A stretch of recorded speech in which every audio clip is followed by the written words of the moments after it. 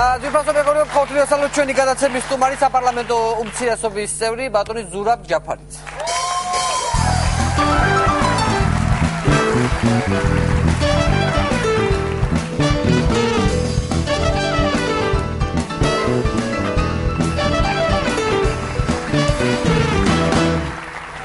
გამარჯობა ზურაბ, ძალიან დიდი მადლობა რომ მოხვედით ჩემს გადაცემაში პირველად ხარ.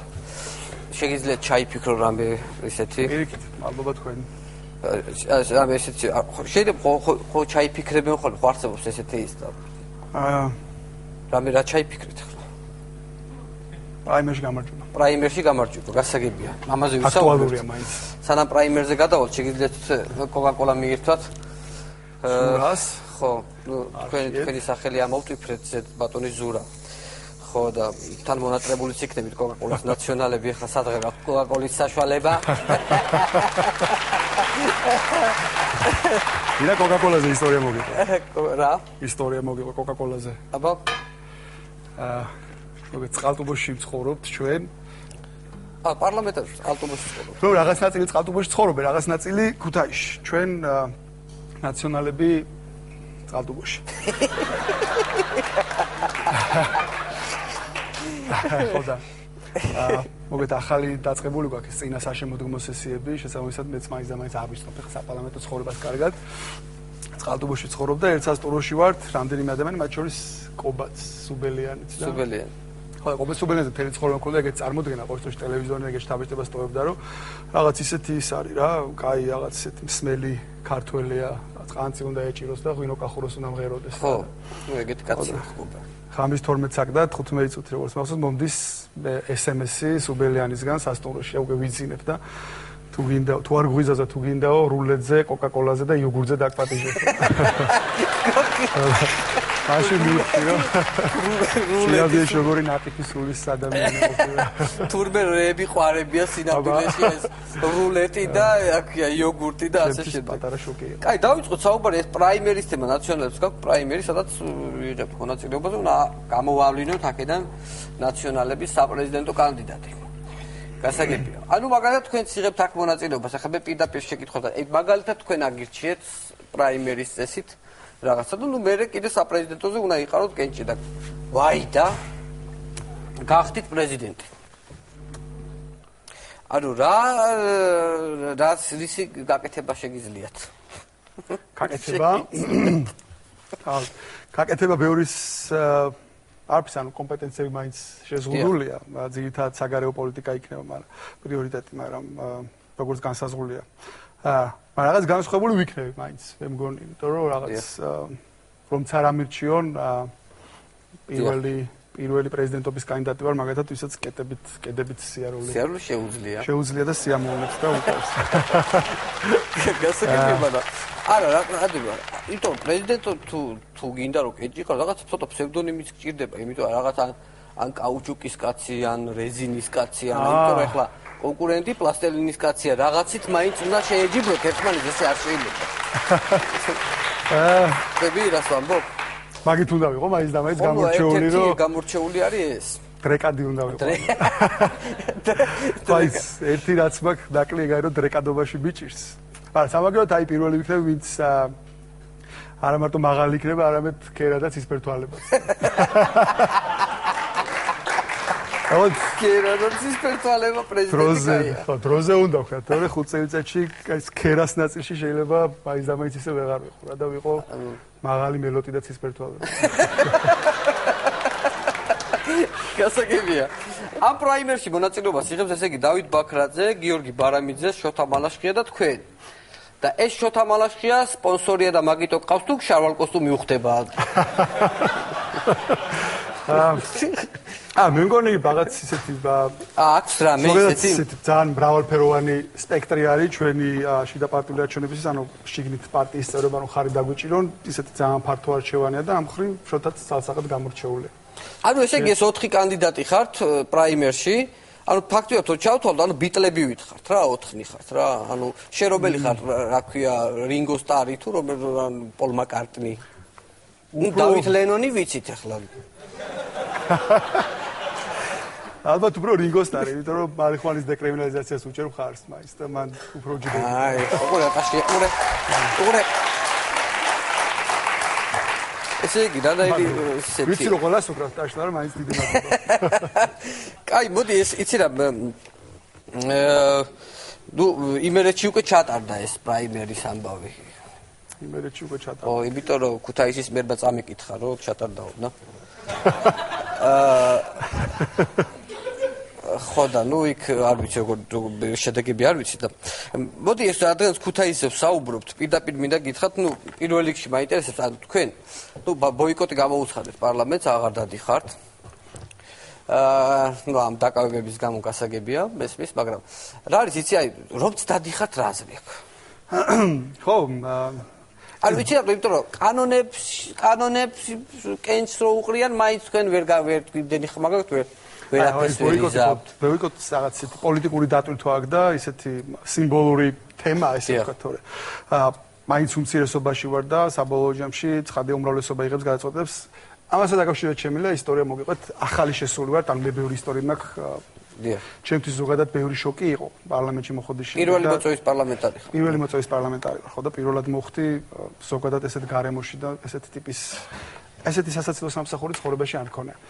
ცალსახად შემიძლია თქვა. ხო და.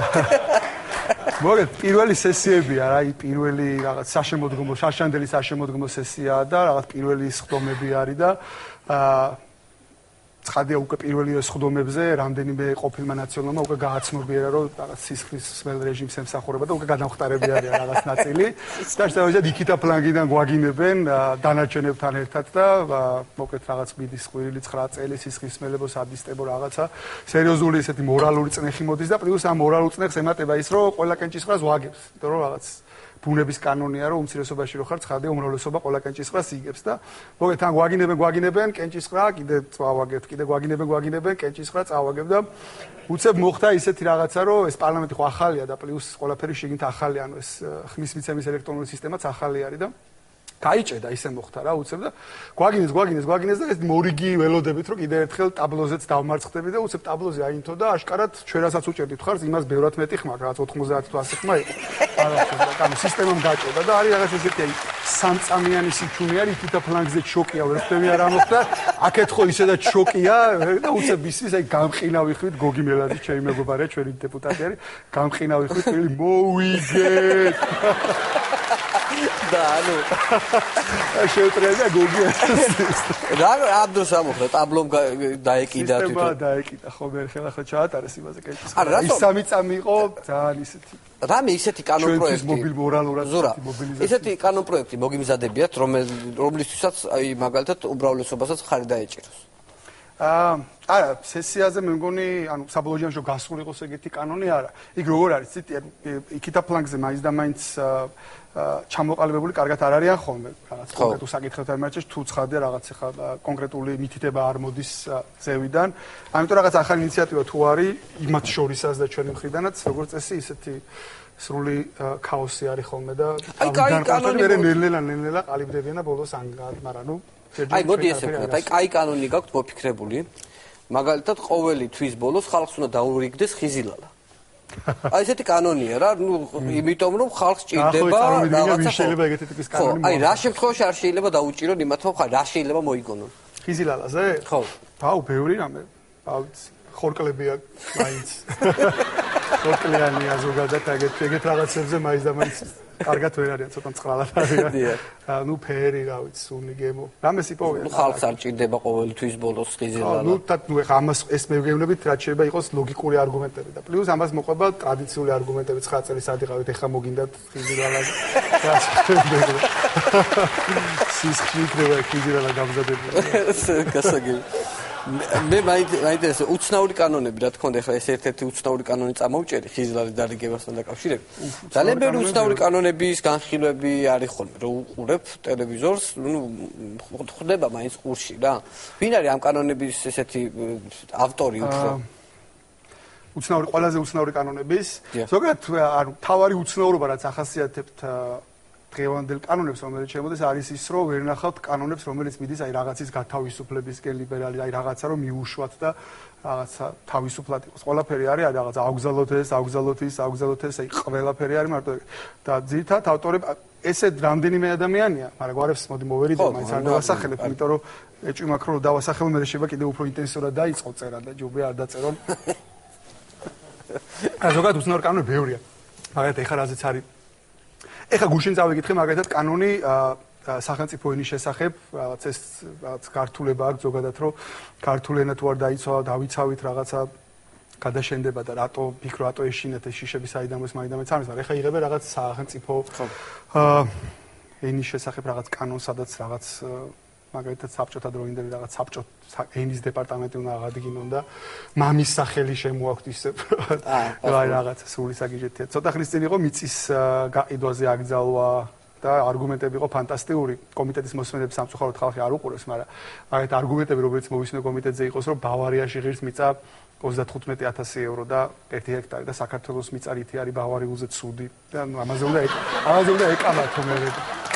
ამაზე უფრო მაგარი არგუმენტებიც იყო, მაგალითად ერთი არგუმენტი იყო, რომ სინამდვილეში, არა ერთი იყო, თავიდან იყო, რომ რაღაცა ჩვენი მიწა იაფიღის და იმდენი უცხოელი იყიდეს, რომ ბოლოს უცხოელები იცხოვრობენ საქართველოში და მერე ჩვენ რა ვქრათ ქართველებმა და რაღაც ეს წარმოდგენა აქვს ზოგადად, რომ უცხოელი თუ ქართულ მიწას იყიდეს, ეს რატოღა და ინგლისელი თუ იყიდეს, ფიქრობენ, რომ ეს მიწა გადადის ბრიტანეთის იურისდიქციაში და საქართველოს ნაწილი აღარ იქნება. არა, ყველაზე მაგარი არგუმენტი ქონდა, მოდი ამგვარს დავასახელებ, აი მწვანეთა პარტიის ლიდერი რო არის გია გაჩეჩილაძე, რომელმაც თქვა, რომ სინამდვილეში მიწა კი არ ჭირდებათ, არა, აქ კი არ ჭირდებათო ტერიტორია, არამედ ზედაფენაო არისო ძალიან ნაყოფიერიო, ჩვენთან ეგეთი არსად არ არისო და იმასო აჭყიერო და კამაზებით გააქვთ და მაგით ოპიდრობენ მიწასო და ხო პოლიცია იყო ყველა სასაცილო სამსახური უნდა კაცკიერსმე. ანუ ნიადაგს აჭრიან ზემოთ. აჭრიან და კამაზებით გააქვთ. სად გააქვთ? კამაზი თუ არა წერია ვერ წაიღო. სად გააქვთ? არ ვიცი, ინდოეთში ალბათ რა ვიცი. სადაც ცოტა მიწაა. აი, იყო ერთი ესეთი მაგალითად ბოლო იყო სერიალების თემა. კი. ტელესერიალები რო რაღაცა ბავშვებს ყნის და ამიტომ რაღაცა უნდა დავაწეროთ ზებ თუ რა უნდა ვქნათ. არა, უნდა აუგზავნოთ. ზოგადად გაშვება, იმიტომ რომ სერიალებში არის რაღაც ეროტიული სცენები. ეს კობა დავითაშვილის ინიციატივა. კობა დავითაშვილი ზოგადად გამოირჩევა ინიციატივებით, რომელიც მიმართული არის ჩვენი ერის რაღაც ზნეობის დაცვისკენ და რაღაცა სერიალები აუგზავნოთ, პრეზერვატივები აუგზავნოთ, აზარტული თამაშები აუგზავნოთ. ყველაფერს გძალავს, თუ კი რამე შეიძლება რაღაც. კი ბატონო. ოდნავ ისეთი იყოს და ერთ-ერთი ეს აზარტული თამაშები სხვადასხვა კაზინოების აკრძალვასთან დაკავშირებით. ხო, ოღონდ გაჩერდა, ოღონდ ესეც ერთ-ერთი კომიტეტის მე არ მითხამდე გვარებს აღარ დავასახებ, მაგრამ ერთ-ერთ კომიტეტში არის ფანტასტიკური წესი, როგორ შეიძლება კანონები ისე გააჩერო, რომ არ გაანაწყენო კანონის ინიციატორები. ესეთი კარგი საბჭოთა წესი არსებობს, კომიტეტი იკრიბება და უკვე რამდენჯერმე გავაკეთეთ ეს კომიტეტი იკრიბება რაღაც განვიხილავთ სერიოზული სახით, როგორც წესი მე ვარ ხოლმე მარტო წინააღმდეგი და მე უცებ იტყვია რომ მოდი ახლა შევქრათ რაღაც კომისია რომელიც მოამზადებს რაღაც წინადადებებს. მე გადის დაახლოებით 1-3 თვე და 3 თვის მერე იკრიბება ეს კომისია და პირველივე ხმაზე იძახეს რომ მოდი ახლა შევქრათ სამუშაო ჯგუფი რომელიც მოგვიმზადებს წინადადებებს. და ამის მერე გადის 1-5 თვე და მოგეთ ესეთი რაღაცა კანონები აი ესე არის სადღაც კომისიებში და ჯგუფებში ჩაკარგული, რაც კარგია, იმიტომ რომ საკმაოდ ისეთი მავნებლური კანონებია ჯობია არ მივიღოთ. და თან არავის არ გაანაწყენებ, ანუ ინიციატორი ვინც არის იმას ეუბნება რომ ეხლა რაღაც ჯგუფი მუშაობს და გამოიარე მასზე. მე რა უნდა გითხრა იცი?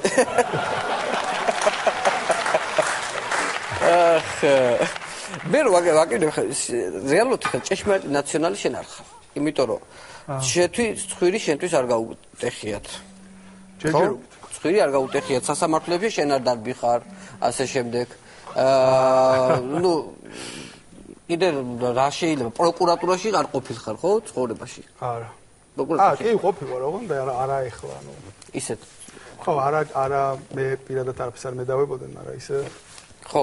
მაგას ახსნა აქვს, იმიტომ რომ ზოგადად ეხლა ცხვირსაც უტეხავენ, პროკურატურაშიც დაყავთ და არა მარტო პროკურატურაში, ხო, რაღაც საგამოძიებო სტრუქტურებშიც. ეს ხო იმაზე არის, დამოკიდებული არის იმაზე, რა მეთოდს იყენებენ იმისათვის, რომ რაღაც შენ რბილად რო თქვა დატო ნაციონალები და გადახვიდე ოცნებაში, ანუ გადახტე იქით ამ ხარეს და როგორც წესი არის ესეთი ტრადიციული მიდგომები, რომელიც აპრობირებულია და პრაქტიკულად ყველა ჩვენ წევრებზე იყენებენ. ეს არის თავიდან იწყება იმით, რომ გაკითხავს ვიღაც ნათესავი ან ახლობელი ან ბიძაშვილი და რაღაც ესე თბილისურ ჯიგრულად გელაპარაკება, რომ რა გინდა მაგ სადისტებთან რაღაცა წამოდი რაღაცა. ეს გადაპირება როგორ პერსპექტივა არ აქვს რაღაცა. ნუ ეს თუ არ მუშაობს, ამის შემდეგ ერთვება ეს მექანიზმი პროკურატურა, საგადასახადო ფინანსური პოლიცია და ასე შემდეგ და უკვე რაღაც ან შენ გაშანტაჟებენ, ან შენ ახლობელს ვისაც ბიზნესი აქვს ან რაღაც ეს და ჩემ შემთხვევაში ოდნავ ისეთი ორიგინალური მიდგომა აქვს, იმიტომ რომ ერთი რომ სამწუხაროდ რაღაც ეს იმიჯი მაქვს, რომ არ ვიყიდები და ზოგადად ფულზე არ ვიყიდები, ცუდად დაემთხვა მაინც და მაინც ამ პერიოდს, როცა ეს კაცი არის, რომელიც ყველას და ყველაფერს ყიდულობს და ბედად მაინც და მაინც ეხა მაქვს ასეთი იმიჯი, მაგრამ მოკლედ, ჩემთან იმათებაში სხვა მეთოდს იყენებენ. მოდიან და მეუბნებიან, რომ აი შენ წესიერი ადამიანი ხარ და რაღაცა ვიცით რომ რაღაცა და თვალებზე გეტყობა. და მოდი გადმოდი, ანუ ჩემთან ისეთი soft powers იყენებენ, დილი მეთოდები აქვს, ესეც ცდილობენ ჩემ გადაპირებას და მაინც და მაინც არ ჩაურთიათ, რა ვიცი.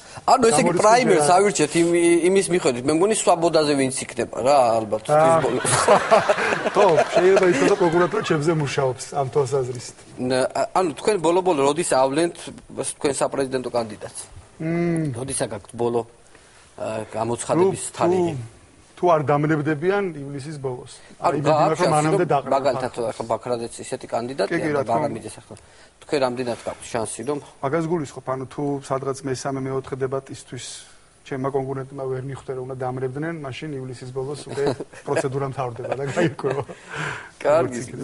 უბრალოდ ანუ მე კიდე სადღაც საუბრის ბოლოს კი რაღაც მინდა გითხრათ, როდესაც ჩვენ გვყავს გადაცემაში ნაციონალური მოძრაობიდან ადამიანი, ხო, ყოველთვის ადამიანი არის მოდის ხოლმე ჩვენთან სამსახურში, რომელიც ითხოვს კატეგორიულად ესეთ ადამიანებთან შეხვედრას. მაგალითად თქვენთან, ხო, არსებობს, ხო, ალბათ. ხომ არ იქნები წინააღმდეგი რომ შემოვიდეს და თქვენს არა, ხო თქვენი კანონებია. ჩვენი კანონები მოქმედებს და ამიტომ ჩვენ საერთოდ ღია ჩვენი კარები ყველასთვის და თუ შეგიძლიათ რომ მობრძადეთ პატივცემულო.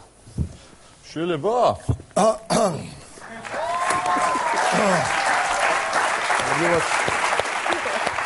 მადლობა მოწვევისთვის. მადლობა, სოფლის მაშინებლებს მიესალმები. თუ ის მეორე ახალი მაშინებელი რომელი არ ვიცი. ახლა რატომ მადლობთ პირველ რიგში. სულ გავიგე ნაციონალიაო, ანუ სტუმრათო, ხო? გამოვარდი ეგრევე ახლა ნაციონალის ნახვა. ამ პერიოდში გეწოდიგა რაღაც რასამო. ფაქტიურად ისე ცოტა ხართ ახლა რომ წითელ-წიგნში თუ გნახავთ კაც. აი, ნაციონალიზმის წაშს უკრავენ. ახლა ეს მაფიაც გააქვთ კი, ეს ნიშა გააქვთ თქვენ ახლა ეს. ეს სასაკი შემახსენეთ თქვენ ბოდიში. 37. 37. ახალგაზრდა კაცი ხარ, რატო იკლავთ ახლა? წინა გაქვთ ცხოვრება ნაციონალოს მიერ, არ ვიცი თქვენი ამბავია ხო, თქვენი მაფია ეგ. და მე რა მინდა ახლა გითხოთ, თქვენ თუ პრეზიდენტობას აპირებთ და გახდით, ხო? მე ახლა გამოცდილი ისავარ, რომ მოძრაობიდან მოდივა წლებია.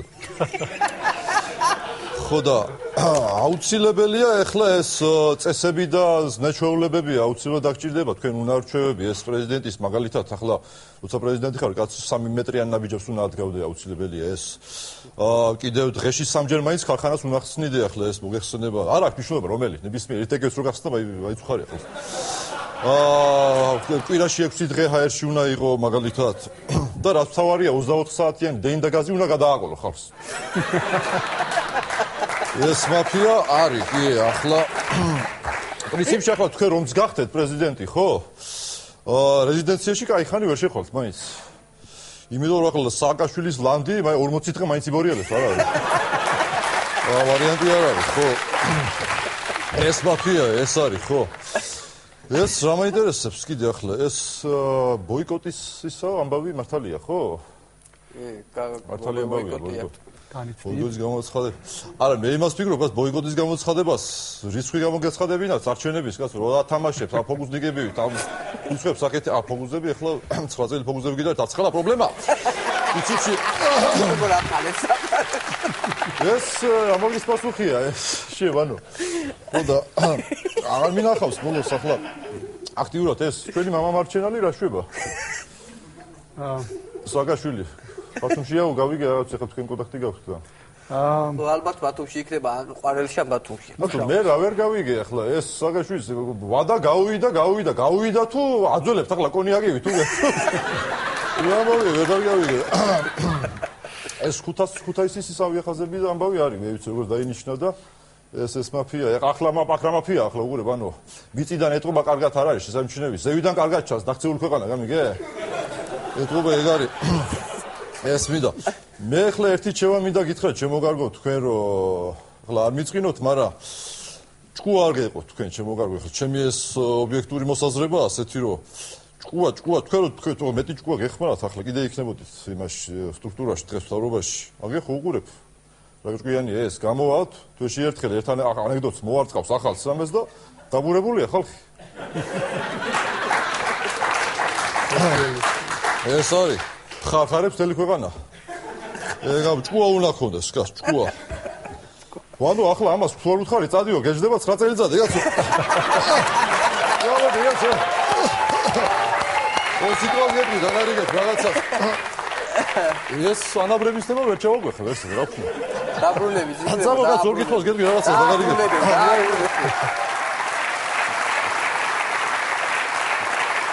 წარმატებები გისურვებთ ბატონ ზურა. პრაიმერშიც და ზოგადად თქვენს კარიერაში. რა ვიცი, აბა თუ საპრეზიდენტო კანდიდატი გახდით, იმედია კიდე გვიკადრებთ და მობრძანდებით გადაცემაში. წარმატებები გისურვებთ, ჩვენი სტუმარი იყო ბატონი ზურა ჯაფარიძე. მადლობა.